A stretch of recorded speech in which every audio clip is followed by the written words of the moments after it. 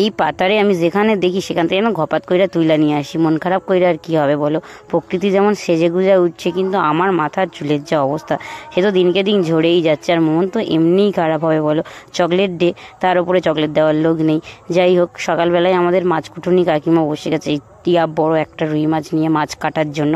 আমাদের বাড়িতে যাই মাছ আসুক না কেন, শুটকি মাছটা আগেই আসবে। আর এই যে এখানে পাশের বাড়ির দাদু গাংমৌটি নিয়ে এসেছিল, সেটাকেই শুটকি বানানোর প্রসেস চলছে। আর হ্যাঁ, তোমাকেও বলাই হয়নি, আমাদের এখানে গণেশ পূজা উপলক্ষে মেলা লাগছে। তোমাদের ওখানেও কি এই সময় গণেশ পূজা হয় নাকি? আর সেই মেলার জন্য নদীর ঘাট থেকে জল নিতে যাচ্ছিল সবাই বক্স বাজিয়ে নাচতে নাচতে, আর আমিও চলে গেছিলাম ওদের পিছনে পিছনে একটু ভিডিও করার জন্য। আর এটা হচ্ছে রিঙ্গরাজ গাছ, যেখানেই দেখি আমি সত্যি গপাত করে তুইলা নিয়ে আসি। চুলের যা অবস্থা, আস্তে আস্তে গরুর লেজের মতনই হয়ে যাচ্ছে আমার চুলের অবস্থা।